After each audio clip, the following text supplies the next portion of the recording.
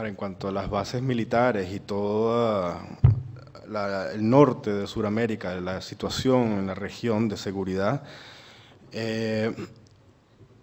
hay varios elementos, ¿no?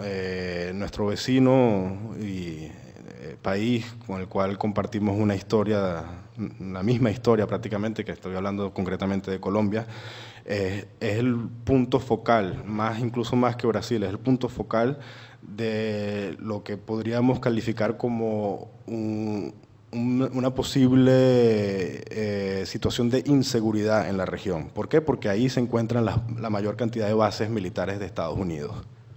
Kada govorimo o bezbednostnoj situaciji, dakle, na severu južnoameričkog kontinenta, tu, dakle, ima više elemenata koje treba uzeti u obzir, ali možemo da kažemo, dakle, da čak i više nego što je to Brazil, veću pretnju, odnosno da je najznačajnija tačka u kojoj bi moglo eventualno da dođe do uzroka narušavanja bezbednosti je upravo naš sused Kolumbija, sa kojom, nažalost, delimo istu istoriju. Međutim, oni su, dakle, možda upravo najveća pretnja u ovom trenutku i moguća, dakle, pretnja po bezbednost.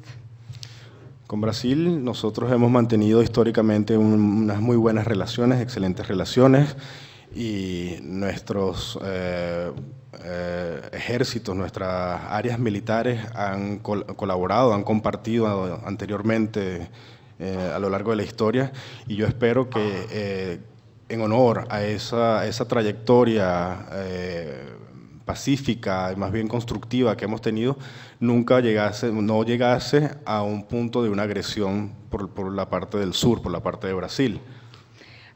Dakle, samo da napomenem, dakle, da se u Kolumbiji nalazi najviše američkih vojnih baza. S druge strane, kada je u pitanju Brazil, naši odnosi istorijski gledano, tradicionalno gledano, su uvek bili jako dobri.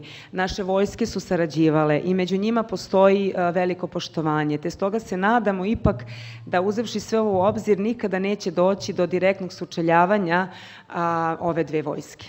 Ahora, Colombia, que insisto, es el punto focal, más allá de que tengan esa alta presencia de bases militares norteamericanas, el mismo gobierno colombiano y bueno, los sectores de oposición al gobierno venezolano están muy bien informados y saben de las capacidades militares de Venezuela.